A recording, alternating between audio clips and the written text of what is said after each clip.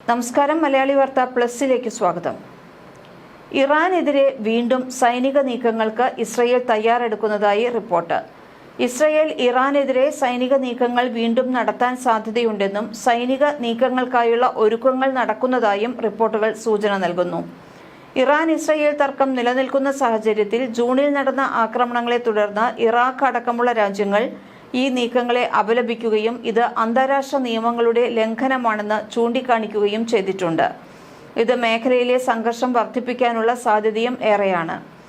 ഇറാന്റെ ആണവ സൈനിക കേന്ദ്രങ്ങൾ ലക്ഷ്യമിട്ട് ഇസ്രയേൽ പുതിയ ആക്രമണങ്ങൾ ആസൂത്രണം ചെയ്യുന്നുണ്ടെന്ന് അന്താരാഷ്ട്ര മാധ്യമങ്ങൾ റിപ്പോർട്ട് ചെയ്യുന്നു. സൈനിക സാമഗ്രികളുമായി ഇസ്രയേലിലേക്ക് വിമാനങ്ങൾ എത്തുന്നതായി റിപ്പോർട്ടുകൾ സൂചിപ്പിക്കുന്നു. ഇത് വരാനിരിക്കുന്ന സൈനിക നീക്കത്തിനുള്ള സൂചന തന്നെയാണ്.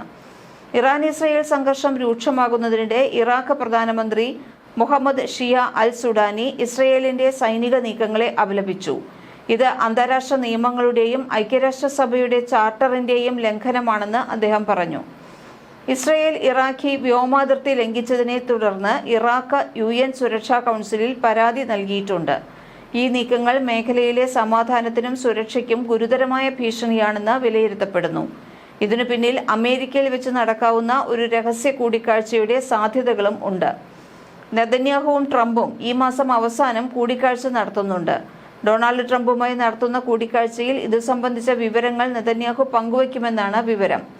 NBC ന്യൂസാണ് ഇത് സംബന്ധിച്ച വാർത്തകൾ റിപ്പോർട്ട് ചെയ്തത്. ഇറാൻ വീണ്ടും ബാലിസ്റ്റിക് മിസൈൽ വികസിപ്പിക്കും എന്ന ആശങ്ക നെതന്യാഹുവിനുണ്ട്. ഇത് തന്നെയാണ് വീണ്ടും ആക്രമണം നടത്താൻ അവരെ പ്രേരിപ്പിക്കുന്ന പ്രധാന കാരണം. ഈ മാസം അവസാനത്തോടെ ഡൊണാൾഡ് ട്രംപും നെതന്യാഹുവും ലാഗോ റിസോർട്ടിൽ കൂടിക്കാഴ്ച നടത്തുന്നുണ്ട്. ഈ യോഗത്തിൽ ആക്രമണം സംബന്ധിച്ച് ചർച്ച നടത്തുമെന്നാണ് വിവരം. ഇറാൻ ബാലിസ്റ്റിക് മിസൈൽ ഉൽപാദനം വൻതോതിൽ വർദ്ധിപ്പിക്കുന്നതായി ഇസ്രയേൽ വിലയിരുത്തുന്നു. ഇതിന്റെ കൂടി പശ്ചാത്തലത്തിലാണ് വീണ്ടും ആക്രമണം നടത്താൻ ഇസ്രയേലും നെതന്യാഹുവും ഒരുങ്ങുന്നത്. ഗാസയിലെ വെടിനിർത്തൽ സംബന്ധിച്ച ചർച്ചകളിലും ഇരുവർക്കുമിടയിൽ സംഭാഷണങ്ങൾ ഉണ്ടായിട്ടുണ്ട്. ഹമാസിന് അന്ത്യശാസനം നൽകുന്ന പദ്ധതികൾ ഉൾപ്പെടെയുള്ള കാര്യങ്ങൾ ചർച്ച ചെയ്യപ്പെടുന്നു. നേരത്തെ ജൂണിൽ ഇസ്രയേലും ഇറാനും നടത്തിയ യുദ്ധം 12 ദിവസമാണ് നീണ്ടുനിന്നത്. ഇറാനിയൻ ആണവ ശാസ്ത്രജ്ഞരെ കൊലപ്പെടുത്തിയെന്നും മിസൈൽ പ്രോഗ്രാമിന്റെ വിതരണ ഉൽപാദന ശേഷിയുടെ ഭൂരിഭാഗവും ഇല്ലാതാക്കിയെന്നും യുറേനിയൻ സമ്പുഷ്ടീകരണ കേന്ദ്രങ്ങൾക്ക് കേടുപാടുകൾ വരുത്തിയെന്നും ഇസ്രയേൽ അവകാശപ്പെട്ടിരുന്നു. അവസാന ദിവസങ്ങളിൽ അമേരിക്കയും ചേർന്നതോടെ യുദ്ധം കടുക്കുകയും ചെയ്തത് നമ്മൾ കണ്ടതാണ്. യുദ്ധത്തിൽ ഇസ്രയേൽ നടത്തിയ ആക്രമണത്തിൽ 1000-ലധികം പേർ കൊല്ലപ്പെട്ടതായി ഇറാൻ പറഞ്ഞു. 500-ലധികം ബാലിസ്റ്റിക് മിസൈലുകളും ഏകദേശം 1100 ഡ്രോണുകളും ഇസ്രയേലിലേക്ക് വിക്ഷേപിച്ചുകൊണ്ടാണ് ഇറാൻ തിരിച്ചടിച്ചത്. ഇതിൽ 32 പേർ കൊല്ലപ്പെടുകയും 3000-ലധികം പേർക്ക് പരിക്കേൽക്കുകയും ചെയ്തിരുന്നുവെന്ന് ആരോഗ്യ ഉദ്യോഗസ്ഥരും ആശുപത്രികളും അറിയിച്ചിരുന്നു. ഇറാൻ തങ്ങളുടെ ബാലിസ്റ്റിക് മിസൈൽ പദ്ധതിയുടെ വ്യാപ്തി വർദ്ധിപ്പിക്കുന്നതിനെക്കുറിച്ചും ഈ ഭീഷണിക്കെതിരെ നടപടിയെടുക്കേണ്ടതിന്റെ ആവശ്യകതയെക്കുറിച്ചും US പ്രസിഡന്റ് ഡൊണാൾഡ് ട്രംപിനെ ധരിപ്പിക്കാനുള്ള നീക്കത്തിലാണ് ഇസ്രയേൽ പ്രധാനമന്ത്രി ബെഞ്ചമിൻ നെതന്യാഹു എന്ന് US മാധ്യമമായ NBC ന്യൂസ് റിപ്പോർട്ട് ചെയ്തു. ഇതിനിടെ ഡിസംബർ അവസാനത്തോടെ തന്റെ ഫ്ലോറിഡയിലെ റിസോർട്ടിൽ വെച്ച് ബെഞ്ചമിൻ നെതന്യാഹു തന്നെ സന്ദർശിക്കാൻ സാധ്യതയുണ്ടെന്ന് US പ്രസിഡന്റ് ഡൊണാൾഡ് ട്രംപ് സ്ഥിരീകരിക്കുകയും ചെയ്തു. ഗാസ സമാധാന ചർച്ചയുടെ അടുത്ത ഘട്ടത്തിൽ പുരോഗതി കൈവരിക്കാനുള്ള ശ്രമങ്ങളുടെ ഭാഗമായാണ് ഈ കൂടിക്കാഴ്ച എന്നാണ് ഔദ്യോഗിക വിശദീകരണം. അദ്ദേഹം എന്നെ ഫ്ലോറിഡയിൽ സന്ദർശിക്കാൻ സാധ്യതയുണ്ട്. അദ്ദേഹത്തിന് എന്നെ കാണാൻ താല്പര്യമുണ്ട്. ഞങ്ങൾ ഔദ്യോഗികമായി സമയം നിശ്ചയിച്ചിട്ടില്ല, പക്ഷെ അദ്ദേഹത്തിന് എന്നെ കാണാൻ താല്പര്യമുണ്ട് എന്നാണ് ട്രംപ് മാധ്യമങ്ങളോട് പറഞ്ഞത്. കാരണം ഈ ചർച്ച എന്താണെന്നോ എവിടെ വെച്ചാണെന്നോ ഒരു വിശദമായ വിവരങ്ങൾ പുറത്തു കടക്കാൻ അല്ലെങ്കിൽ മാധ്യമങ്ങളോട് പറയാൻ ട്രംപ് ഇപ്പോഴും തയ്യാറായിട്ടില്ല. ഇറാൻ മിസൈൽ പരിപാടി വീണ്ടും ശക്തിപ്പെടുത്തുന്നു എന്നും ഇസ്രയേലിന് ഇത് ഗുരുതര ഭീഷണിയാണെന്നുമാണ് നെതന്യാഹുവിന്റെ വാദം. ഇത് തീർച്ചയായും ട്രംപുമായി ഒരു സംസാരം ഉണ്ടാകും അല്ലെങ്കിൽ രഹസ്യമായ ചർച്ചയുണ്ടാകുമെന്നുള്ള കാര്യം ഉറപ്പാണ്. ഇറാന്റെ ന്യൂക്ലിയർ പരിപാടി പൂർണ്ണമായി തകർത്തു എന്ന അമേരിക്കയുടെ വാദത്തിനിടയിലും മിസൈൽ ഉൽപാദന കേന്ദ്രങ്ങൾ പുനർനിർമ്മിക്കുന്നത് കൂടുതൽ അടിയന്തര പ്രശ്നമായി ഇസ്രയേൽ കാണുന്നു. നെതന്യാഹു ട്രംപിനോട് ഈ ഭീഷണി വേഗം നേരിടേണ്ടതിന്റെ ആവശ്യകത ഊന്നിപ്പറയുമെന്നും US പിന്തുണയോടെ പുതിയ ആക്രമണങ്ങൾക്കുള്ള സാധ്യതകൾ അവതരിപ്പിക്കുമെന്നുമാണ് റിപ്പോർട്ട്. ഗാസയിലെ സമാധാന ചർച്ചകളുടെ അടുത്ത ഘട്ടവും കൂടിക്കാഴ്ചയിൽ ചർച്ചയാകുമെങ്കിലും ഇറാൻ വിഷയം പ്രധാനമായിരിക്കുമെന്നാണ് സൂചന. ഇതിനിടെ ഈ വർഷം ആദ്യം നടന്ന 12 ദിവസത്തെ ഇസ്രയേൽ യുണൈറ്റഡ് സ്റ്റേറ്റ്സ് ഇറാൻ യുദ്ധത്തെ തുടർന്ന് ചാരന്മാരെന്ന് സംശയിക്കപ്പെടുന്നവർക്കെതിരെ ടെഹ്റാൻ വ്യാപകമായ നടപടികൾ തുടരുന്നു. ഇതിനിടെ ഇസ്രയേലിന്റെ മൊസാദ് രഹസ്യാന്വേഷണ ഏജൻസിക്ക് വേണ്ടി ചാരപ്പണി നടത്തിയതിന് ശിക്ഷിക്കപ്പെട്ട ഒരാളെ ഇറാൻ വധശിക്ഷയ്ക്ക് വിധേയനാക്കിയതായി ജുഡീഷ്യൽ അധികൃതർ അറിയിച്ചു.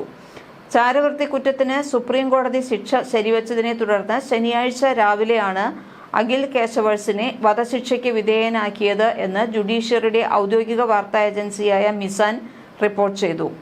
ഈ വർഷം ആദ്യം വടക്കു പടിഞ്ഞാറൻ നഗരമായ ഉർമിയയിൽ സൈനിക ആസ്ഥാന കെട്ടിടത്തിന്റെ ഫോട്ടോ എടുക്കുന്നതിനിടെ സൈനിക പട്രോളിംഗ് പിടികൂടിയതിനെ തുടർന്നാണ് 27-കാരനായ ആർക്കിടെക്ചർ വിദ്യാർത്ഥിയെ അറസ്റ്റ് ചെയ്തിരുന്നത്. മിസാൻ റിപ്പോർട്ട് അനുസരിച്ച് ടെഹ്റാൻ, ഇസ്ഫഹാൻ, ഉർമിയ, ഷഫ്രൂദ് എന്നിവിടങ്ങളിലായി ഇസ്രയേലി രഹസ്യാന്വേഷണ സേവനങ്ങൾക്കായി 200-ലധികം ദൗത്യങ്ങൾ നടത്തിയതായി ഈയിടെ വധിക്കപ്പെട്ട കേശവേഴ്സിനെതിരെ ആരോപിക്കപ്പെട്ടിരുന്നു. ലക്ഷ്യസ്ഥാനങ്ങളുടെ ഫോട്ടോ എടുക്കൽ, അഭിപ്രായ വോട്ടെടുപ്പ് നടത്തൽ, നിർദ്ദിഷ്ട സ്ഥലങ്ങളിലെ ഗതാഗത രീതികൾ നിരീക്ഷിക്കൽ എന്നിവ ദൗത്യങ്ങളിൽ ഉൾപ്പെട്ടിട്ടുണ്ട് എന്ന് ആരോപിക്കപ്പെടുന്നു. എൻക്രിപ്റ്റ് ചെയ്ത മെസ്സേജിംഗ് പ്ലാറ്റ്ഫോമുകൾ വഴി ഇയാൾ ഇസ്രയേലിന്റെ മൊസാദുമായും സൈനിക ഉദ്യോഗസ്ഥരുമായും ആശയവിനിമയം നടത്തി എന്നും അസൈൻമെന്റുകൾ പൂർത്തിയാക്കിയ ശേഷം ക്രിപ്റ്റോ കറൻസിയിൽ പണം സ്വീകരിച്ചു എന്നുമാണ് ഇറാൻ അധികൃതർ പറയുന്നത്. ജൂണിലെ സംഘർഷത്തിനു ശേഷം ചാരവൃത്തിയുടെ പേരിൽ വധശിക്ഷയ്ക്ക് വിധേയരാകുന്നവരുടെ എണ്ണം വർദ്ധിച്ചു വരികയാണ്. സെപ്റ്റംബറിൽ മാത്രം കുറഞ്ഞത് 10 പേരെയെങ്കിലും വധശിക്ഷയ്ക്ക് വിധേയരാക്കിയിരുന്നു. ഒക്ടോബറിൽ ഇസ്രയേലും US-നും വേണ്ടി ചാരന്മാരാണെന്ന് ആരോപിക്കപ്പെടുന്നവർക്കെതിരെ ടെഹ്റാൻ നിയമനിർമ്മാണം കർശനമാക്കി. ചാരവൃത്തിക്ക് മരണശിക്ഷയും സ്വത്തുക്കൾ കണ്ടുകെട്ടലും ശിക്ഷയായി പ്രഖ്യാപിച്ചു. ഓസ്ലോ ആസ്ഥാനമായുള്ള ഇറാൻ മനുഷ്യാവകാശ സംഘടന മുൻപ് സമാനമായ ചാരവൃത്തി കുറ്റങ്ങൾ ചുമത്തുന്നതിനെതിരെ ചോദ്യം ചെയ്തിരുന്നു. സംശയിക്കപ്പെടുന്നവരെ പലപ്പോഴും വ്യാജ കുറ്റസമ്മതം നടത്താൻ പീഡിപ്പിക്കാറുണ്ട് എന്നവർ പറഞ്ഞിരുന്നു. ജൂണിൽ ഇസ്രയേൽ നടത്തിയ ആക്രമണത്തിൽ 12 ദിവസം നീണ്ടുനിന്ന വ്യോമാക്രമണങ്ങൾ ഉൾപ്പെട്ടിരുന്നു. അതിൽ ഇറാനിലെ ഉന്നത ജനറൽമാർക്കും ആണവശാസ്ത്രജ്ഞർക്കും ജനവാസ മേഖലകളിലെ സാധാരണക്കാർക്കും നേരെ നിരവധി ആക്രമണങ്ങൾ ഉൾപ്പെട്ടിട്ടുണ്ട്. ഇതിന് ഇറാൻ മിസൈലുകളുടെയും ഡ്രോണുകളുടെയും ബാരേജുകൾ ഉപയോഗിച്ച് തിരിച്ചടിച്ചു.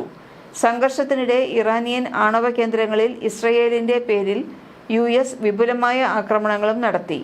ആംനസ്റ്റി ഇന്റർനാഷണലിന്റെ കണക്കനുസരിച്ച് ഇറാനെതിരായ ഇസ്രയേൽ ആക്രമണങ്ങളിൽ കുറഞ്ഞത് 1100 പേർ കൊല്ലപ്പെട്ടിരുന്നു. ജൂണിലെ യുദ്ധത്തിലും സമ്പദ് വ്യവസ്ഥയുടെയും സ്ത്രീകളുടെ അവകാശങ്ങളുടെയും പേരിൽ സമീപ വർഷങ്ങളിൽ നടന്ന പ്രതിഷേധങ്ങൾക്കും ഭരണമാറ്റത്തിനായുള്ള ആഹ്വാനങ്ങൾക്കും മറുപടിയായി ഇറാൻ കൂടുതൽ ആളുകളെ വധശിക്ഷയ്ക്ക് വിധിച്ചിട്ടുണ്ട്. കൂടുതൽ വാർത്തകൾക്ക് മലയാളി വാർത്ത പ്ലസ് സബ്സ്ക്രൈബ് ചെയ്യൂ. Malayali Vartha plus like, share and subscribe.